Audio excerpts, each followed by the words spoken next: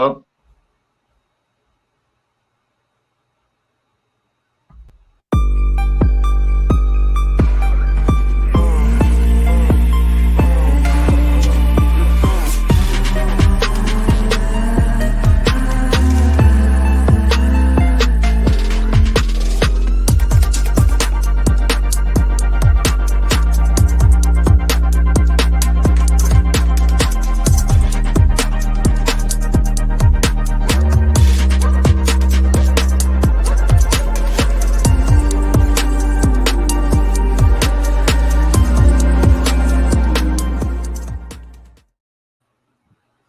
All right, people of the internet, welcome to Atheist Edge. I am your host, Kaz, and today I am joined by my most esteemed guest, John Loftus. John, how are you doing tonight?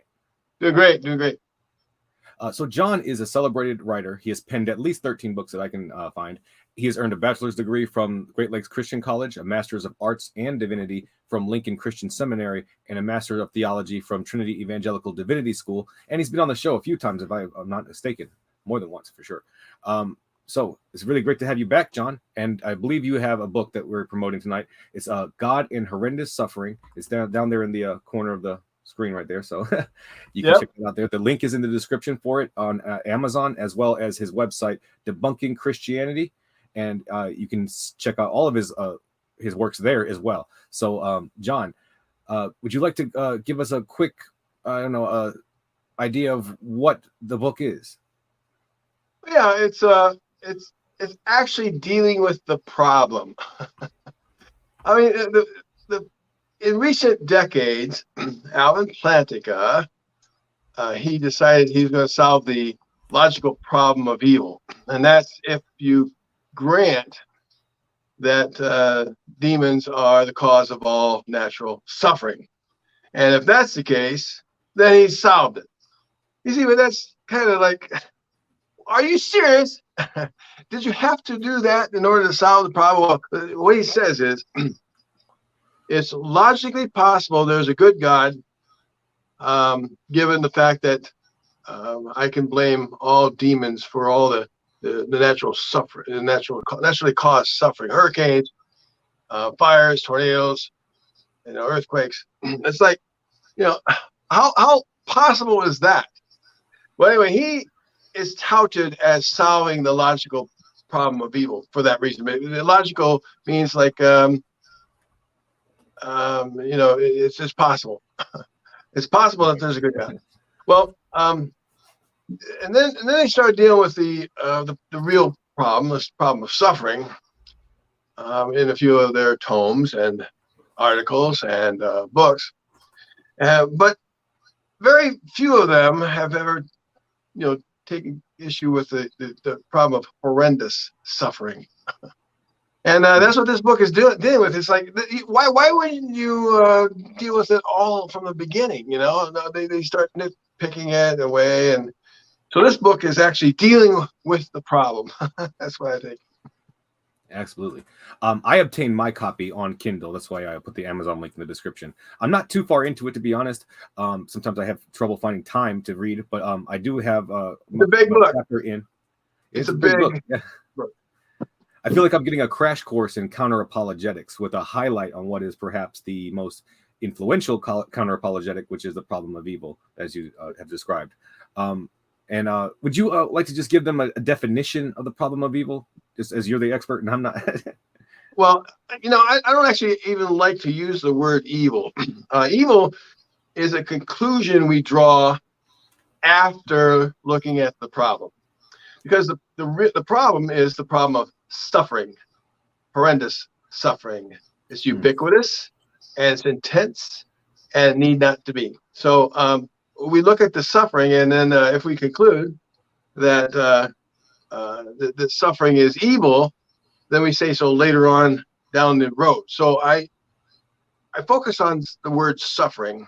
It's the problem of suffering, horrendous suffering, the kind that turns your stomachs.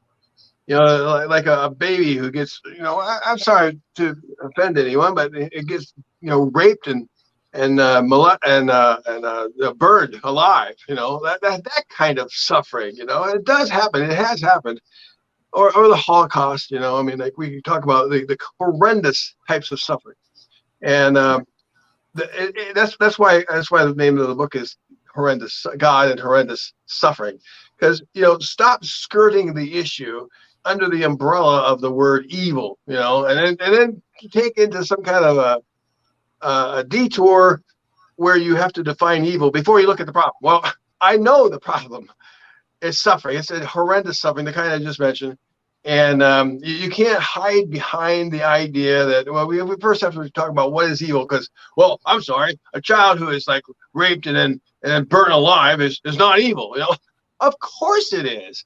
But if you want to sidestep that issue, just talk about horrendous suffering, undeserved horrendous suffering, especially on the innocents. And so I'm not getting a really good response from some of them, like in some of my books, because they can't deal with the arguments. I'm serious, and it's not just me saying it. It's every author who wrote for this. It's an anthology, and I covered a whole lot of issues with people who were scholars in their fields, just like I did with the case against miracles. And so, if you slam shut the case, they don't know what to do with you. I'm sorry. It sounds like I'm arrogant or something, but I'm taunting them in the same way. If you slam shut the case, then they have nothing to do but ignore it. I'm sorry. That's how I feel. But it might also be because my books aren't published by Cambridge or Oxford University, or Chicago University Press. But aside from that more important detail, they don't know what to do with them. Yeah. So let me just take care of a little bit of quick housekeeping real quick. I just want to let everybody know, next week, I'm going to have Richard Madsen on the show, Demolish Doctrine. We're going to be discussing his interpretation of the Bible, specifically, hopefully, about the syllogism that he presented in his conversation with Dr. Josh Bowen. So if you'd like to subscribe and be a part of that, I also want to let you guys know that starting tomorrow at 6 a.m., I'm going to be starting to do a show on the Patreon and for YouTube members that is going to be called AM Apostasy. And that's going to be every morning at 6 a.m., Monday through Friday. Going to be looking for evidence of God or the lack thereof everyday lives. So consider becoming a member or a Patreon and checking that out every night. If you're a member of Patreon or YouTube, then every episode, I put a link to the studio here on the tab so that you can join and hang out with either myself or the guest if they're available at that time. So that link is there for either of you. If you want to be there, that'd be great. Other than that, that's all I really have. So let's go ahead and get into the discussion about the book here. So at the part that I'm on right now, you're going through or you may have just finished going through a list of common rebuttals to the problem of evil, and then you expertly dismantle them. And I wanted to kind of highlight a couple of the things that I saw that I really liked. I believe the first one on your list, you said that believers will sidetrack us into explaining a multitude of questions. And I wanted to kind of talk about that a little bit because I just recently had a relatively heated conversation with my father about evolution as a religion because of this very thing. And so I wanted to see like how you have dealt with that in the past. Well, all right. Well, here's how I deal with the issue. The issue is they want to talk about definitions of evil, definitions of what a miracle is, definitions of they want to like do philosophy. They want to do definitions. How much suffering is too much for God? Like the demarcation point between where this is too much and this isn't. They could talk about the point where it's we're not sure whether it's enough suffering for God and His world, but we clearly don't have to worry about that problem, the demarcation problem, when we're talking about horrendous suffering. So it actually circumvents the whole definitional dispute here in the problem of suffering here, because we don't have to talk about at what point someone is suffering too much. This horrendous suffering can lead people to suicide if it doesn't kill them all by itself, you see. So it sidetracks that whole philosophical discussion because I focus on concrete examples. Concrete examples, the ones I mentioned, and a lot of others that I mentioned. Darren Slade, Dr. Darren Slade, he wrote a book on, he wrote a chapter in the book on childhood suffering, and it is a dynamite chapter. I mean, there's no grouping of people but children that deserve the best of treatment and best of care. And if God doesn't do anything for the children, the ones he documents, then you might as well just give up your faith. I mean, that's what I think. I mean, but they won't. But I know why, because they know that God speaks to them in their heart, and that's all they need. Some of them. I mean, I don't mean to malign all of them, but with this concrete example approach, you don't have all those issues. They want to sidetrack you into talking about these other definitions, so that they don't have to actually deal with the problem of horrendous suffering. And they might sidetrack you into, well, didn't Plantinga solve the problem of evil? No, they don't even understand what he did, if he did it. And I'm not so sure he did. I don't even care. I don't even worry about that, because it's not about whether or not it's logically possible for a God to exist or not. Oh, bully for you, it's possible that God exists given all this suffering. We're talking about something that is near to refutation of your faith here, and all you leave room for is a possibility. When we're talking about extremely improbable to the point of refutation, isn't that not good enough? Sorry, I'm a little animated tonight, but I lost. It's great. I love it. I lost in pool tonight. I went to a pool tournament, and I did all right, and I just stubbed myself. But I'm a little animated about that. I'm a good pool player. I hope you get better luck next time. But it didn't work out tonight. So I'm a little animated about that. I understand. I'm so sorry about that, but I hope you have better luck next time for sure. That's always the goal. Yeah, definitely. The Plantinga's logical possibility that God has some kind of sufficient reason for the suffering, like the idea that something is logically possible, is almost like saying nothing at all, isn't it? Maybe this much. Can you see it? Is there any light between my fingers? I'm not sure whether there is. They open up a little bit. That gives them no solace, no comfort, no reason to celebrate. But I'm telling you that they celebrate that. They celebrate that, well, he has finally solved the problem of evil. But it's contingent, like I said, on demons causing all natural suffering. And let's look around that volcano. Who did it? Demon did it. Are you serious? No one takes that seriously. So they can hang on to that, but without actually looking at what a hurricane does. Look at all this. Look at all this problem. Look at all this mayhem in the streets. Look how many people died. But no, it's possible that demons do that. You might as well join the crowd of Pat Robertson, or someone else that says, some hurricane or another was set on Florida because Texas or somewhere because because there are too many homosexuals there. Are you serious? Where was he the whole rest of the life? I don't know. It just seems like if that's what you do, you must just throw science out the window, because they could predict when hurricanes are going to come, or tornadoes, or volcanoes, or earthquakes. Sorry, still animated about losing that pool tournament. What happened? Tell me about the pool tournament. What happened, real quick? Just for a second. Just want to know, like, how bad did it go? Oh, I tell you what. No.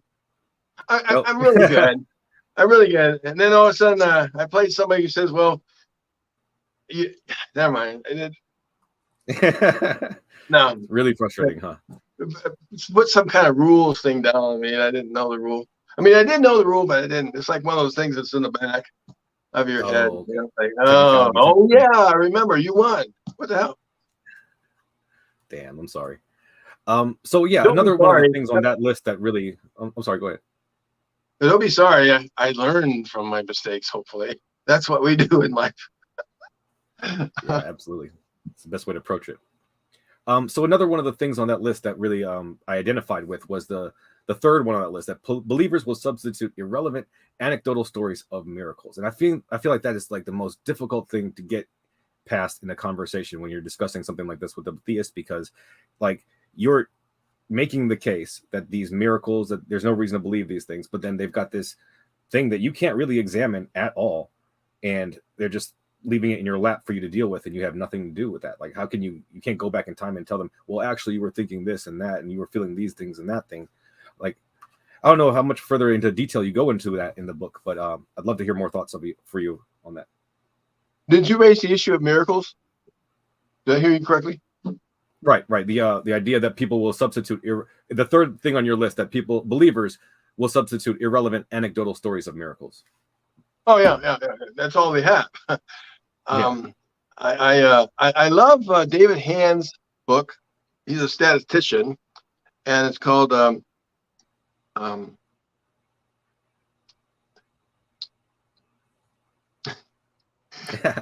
I hate that I lost that pool match. You know that, right? So anyway, it's in probabilities. I'll get it before it's over. David Hand, Hand, and he talked about the probabilities of things.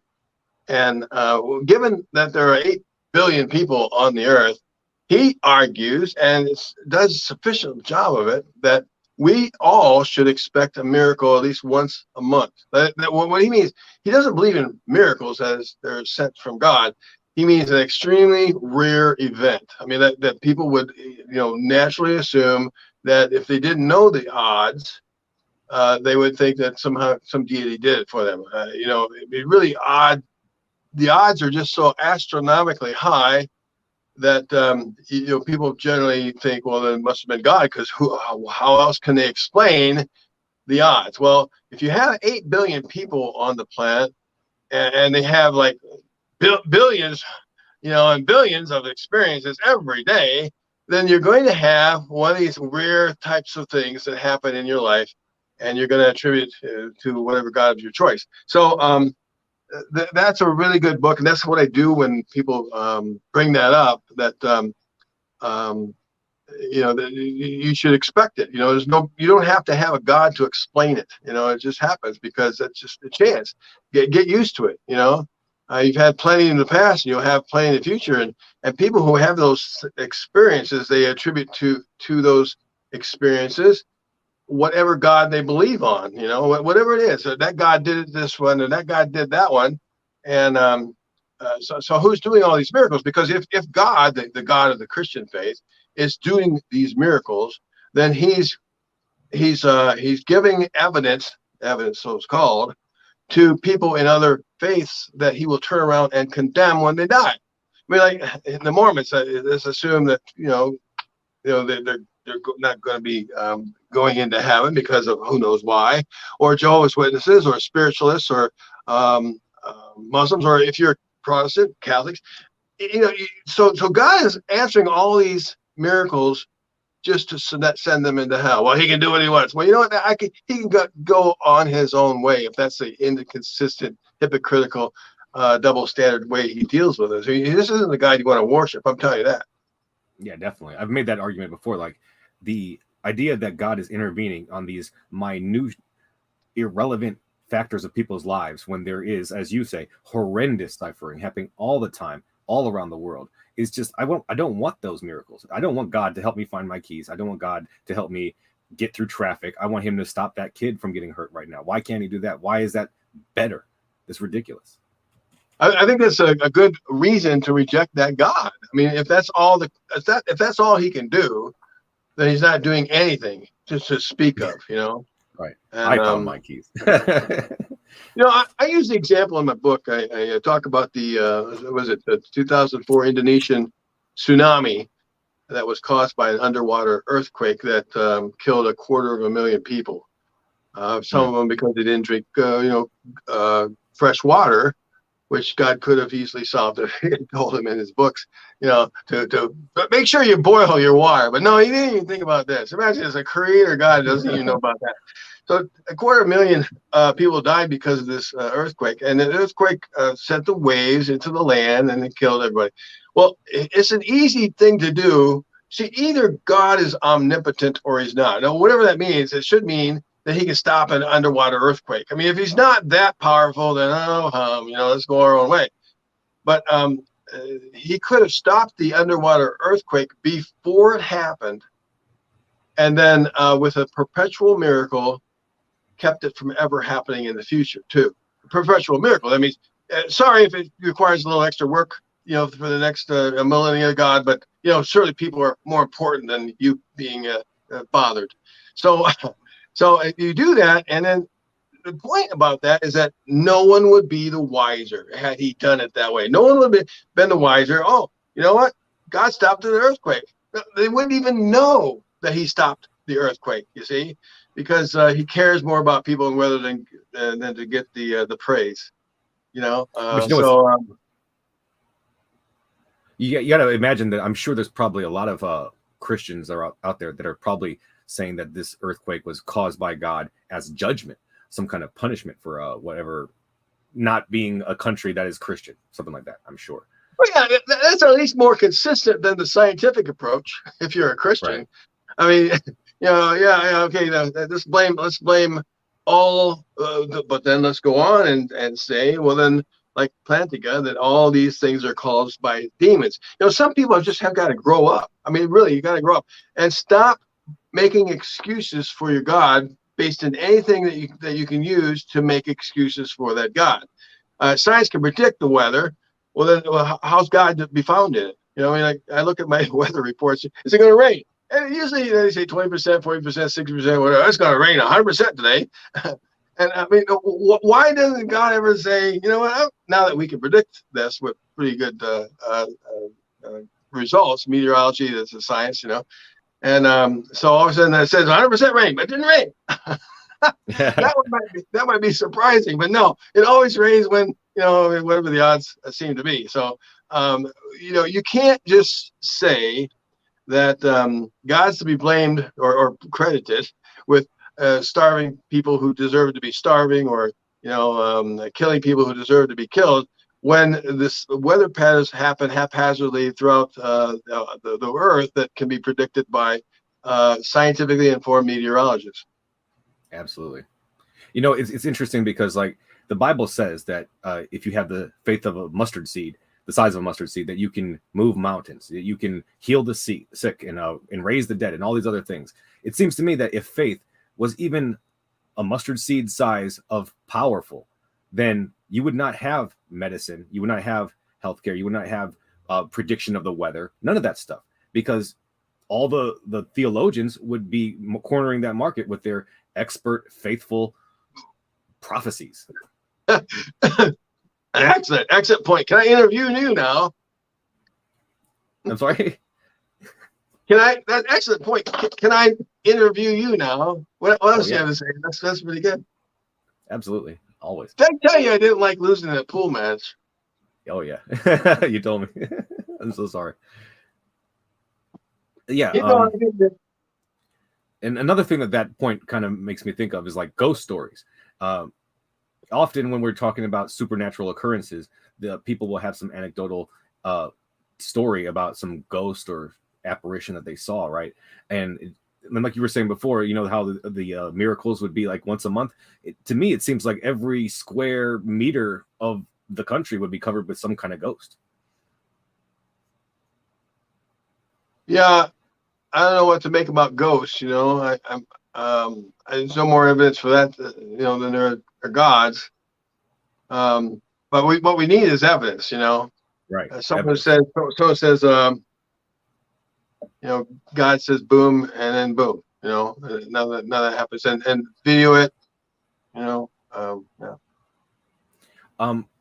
The evidence that you were discussing that people sometimes cite, the Bayesian reasoning, the Bayesian reasoning argument for God's existence, was very interesting to me. That the whole part of the book, that's what I'm on actually right now.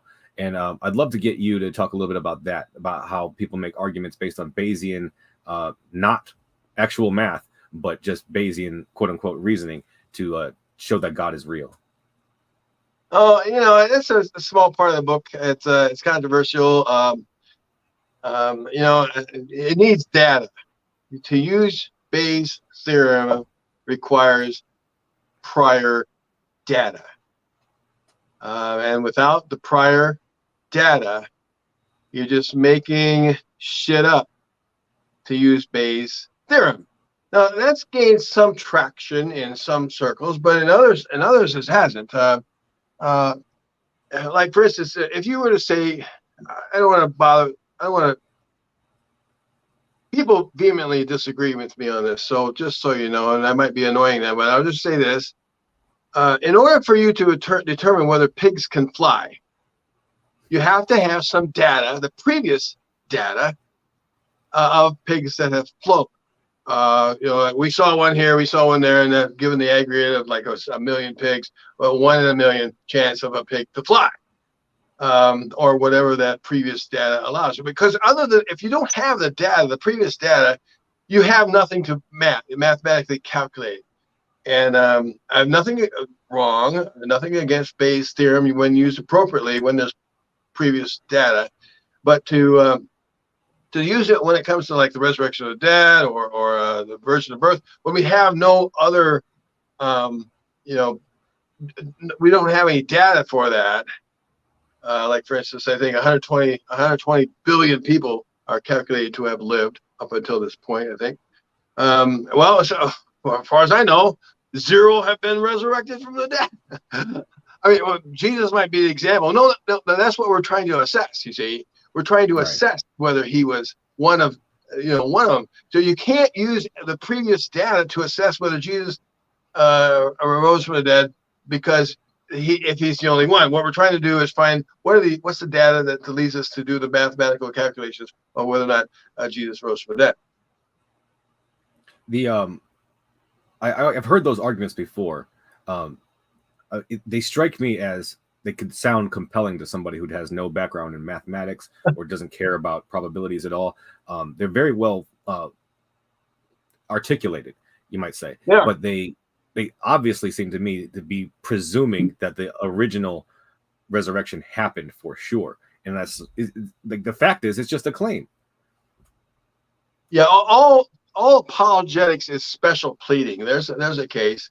We're going to special plead our case by assuming Jesus arose from the dead, and then use that as our data, so that we can start calculating whether Jesus arose from the dead or not. It's not that simple, but it sort of is to me.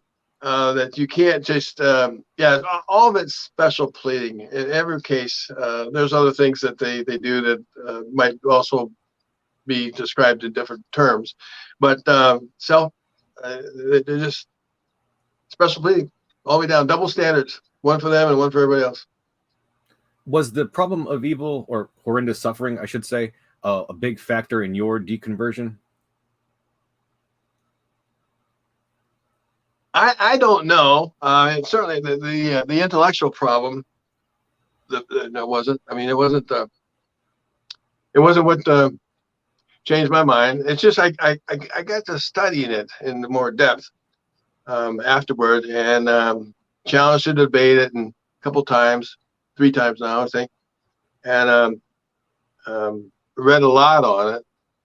And I just find it interesting to see how apologists for God try to duck the problem.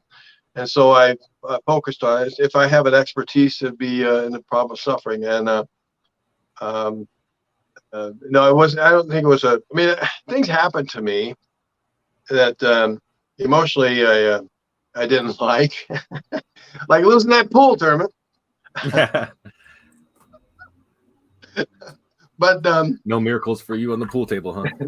No, I'm an atheist. Come on, you can't expect it.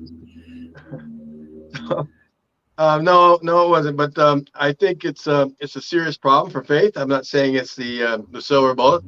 I don't know that there is one. It depends on what people are wrestling with at the time. The problem, the case I presented against miracles in my other book, The Case Against Miracles, are, I think they do the twin effect of what needs to be done. And I don't know how they can answer those problems. That is how you can believe in an extremely improbable event in the past. I mean, that's what you're being called to do. What? But God, no. What we're trying to assess here is whether or not a miracle happened, and miracles are, by definition, extremely improbable events. Well, but if you had my background information, you wouldn't say that, because my background information as I was raised and indoctrinated in my household faith of Jesus and God and the Holy Spirit, they say that Jesus really was raised from the dead. So that's my background information. So if I can assess the Gospels from my background information, no, just wait a minute. I only want background knowledge. That is knowledge that has been verified by evidence. And I'm sorry, childhood indoctrination does not cut it. Absolutely. You know, I've said on the channel before, I want to say it again. For me, I don't really have a problem, for argument's sake, I should say, tentatively granting the problem of granting that God allows suffering from human to human as a matter of free will. I don't have a problem tentatively granting that he allows naturalistic disasters to happen just based on, whatever it takes to create a world that works and continues on. But the biggest issue for me is the supernatural problem of evil. The idea that God would intentionally create supernatural, super powerful, mega intelligent, ancient beings to torment and entice us to make us have a horrible life. Like, that's intentionally rigging the deck against us, in my opinion. It's the opposite of fairness and injustice.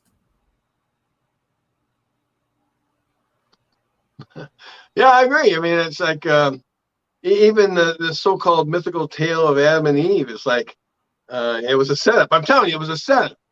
It's a setup. So, because either there are people alive today who would never have succumbed in the garden and sinned, and therefore they're being punished for something they never would have done. Mm-hmm. Or we all would have fallen into sin, all of us. Every single one of us, if we go back in time and we were the Adam or the Eve, no one would have passed the test. So in either scenario, it was a setup. None of us are, the test is unfair. Like, I know what it's like to be a college professor, and I never failed everybody in my class. I just never did. Maybe just a few, whatever was required. But if I failed everyone in my class, I was a bad instructor. So if God fails everybody in Adam and Eve, then he didn't do something right. But if there are people who would have passed the test alive today, then they are being punished for something they never would have done. It's caught on the horns of a dilemma, in my opinion, that way. So you never failed anybody, huh? That's really awesome, actually. How'd you manage that? How did I manage what? How'd you manage to not have to fail anybody? Oh, I'm at least an above average teacher then. Oh yeah, that's pretty cool. That's all. I'm not claiming too much here. I'll just say above average, whatever. Oh, yeah. One review. See, students will always give me reviews, and even though I taught some of the hardest classes in philosophy, I got some good marks. One guy on his review, was your instructor good, helpful, blah blah blah. He says this man is a god. Nice. It's too bad I'd already given him a C-, but oh, he must have known that he didn't deserve it. Who knows what that was about? Oh yeah. So do you think that there is any kind of adequate response to the problem of horrendous suffering, or something that even comes close? What would you say is the best counter apologetic to it, or apologetic, I should say, not counter apologetic?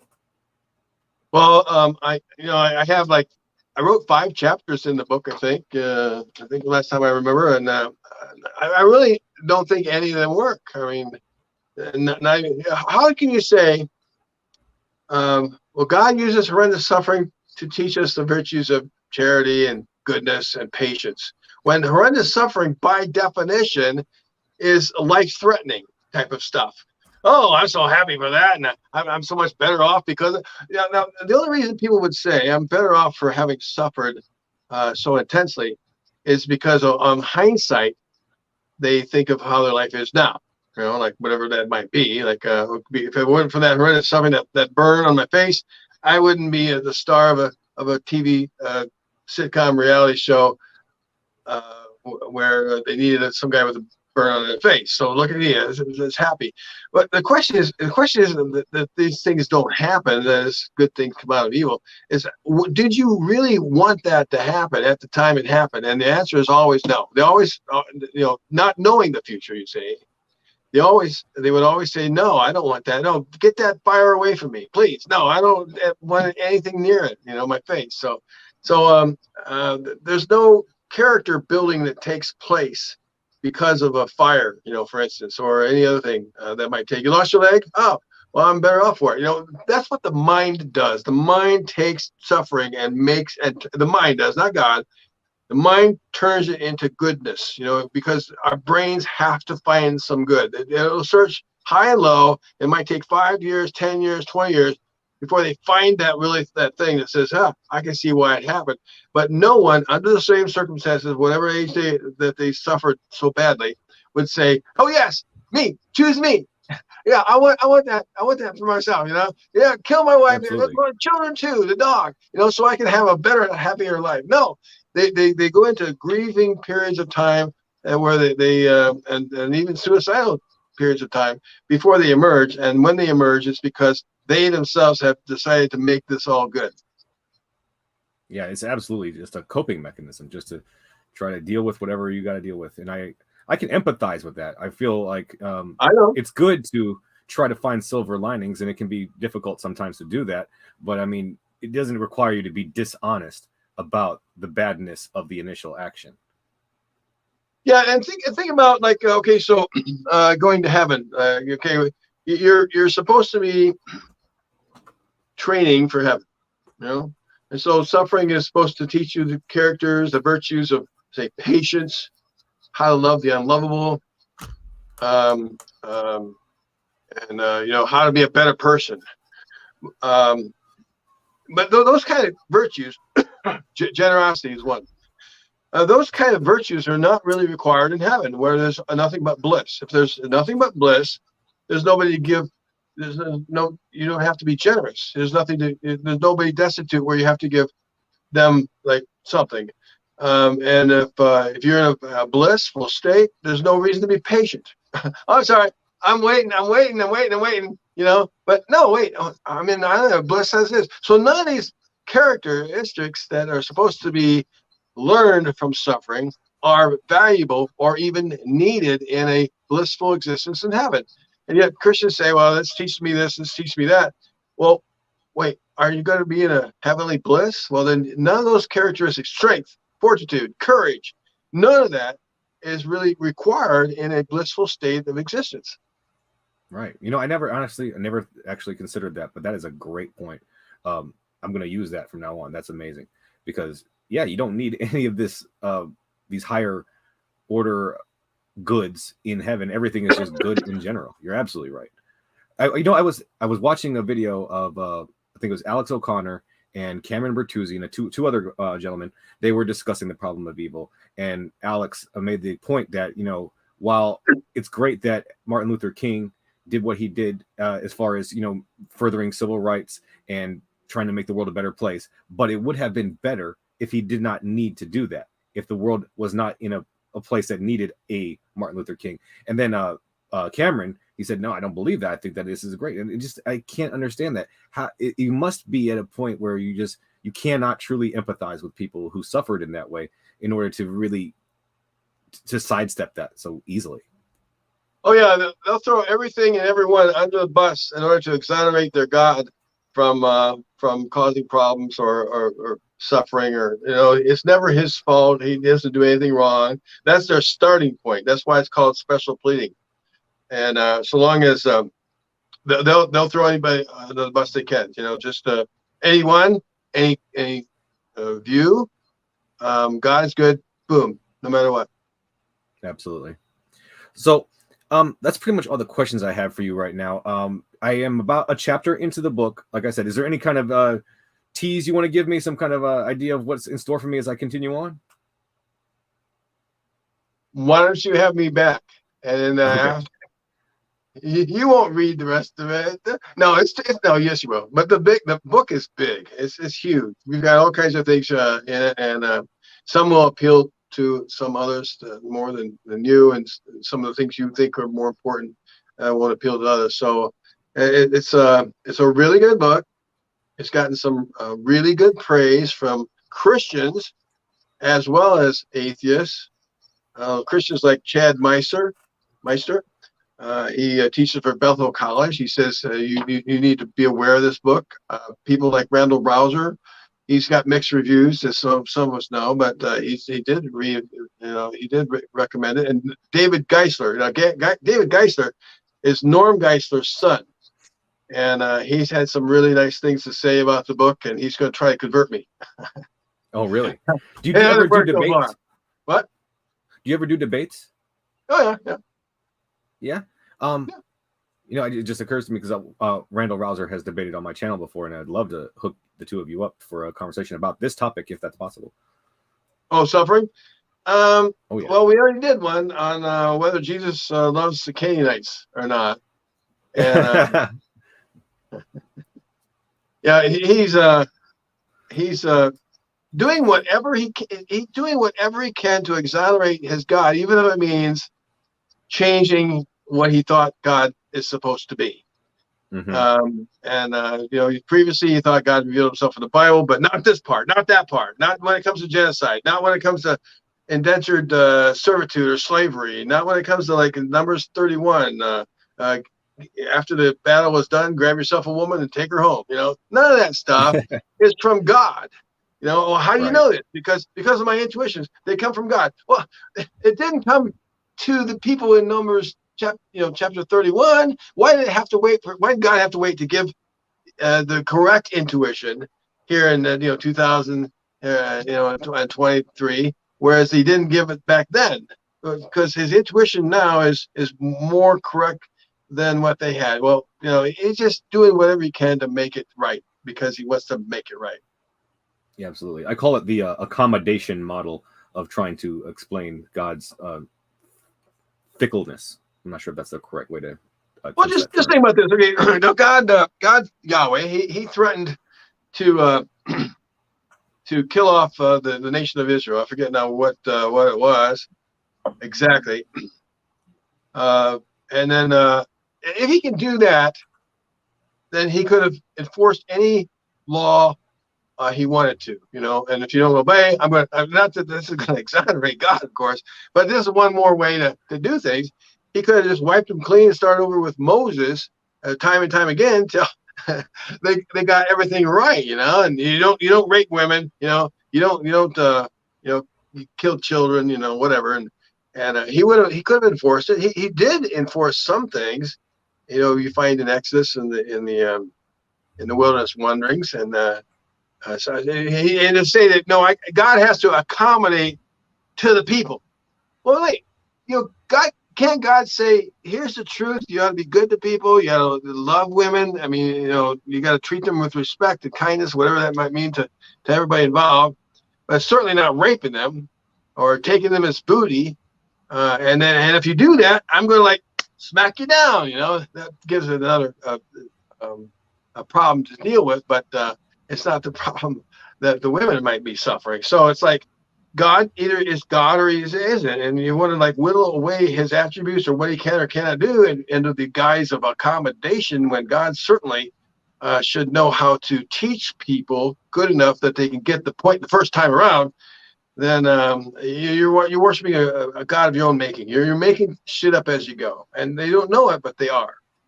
Yeah, their whole point is that God does not tell the truth, the whole truth, and nothing but the truth. They are emphatically admitting that.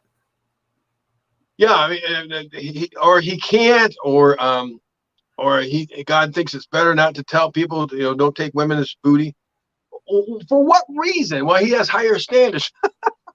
I'm sorry, higher standards. Really? Like not wearing linen. I'm sorry, mixed fabrics. Not eating pork. Higher standards. He's more focused on that, isn't he? Yeah. So it's patently obvious that the God that we find in the Old Testament, New Testament as well, is one made up by superstitious people who needed hope and needed to worship something. Absolutely. I'm convinced that the whole redemption sacrifice narrative just comes from priests who wanted to get free food.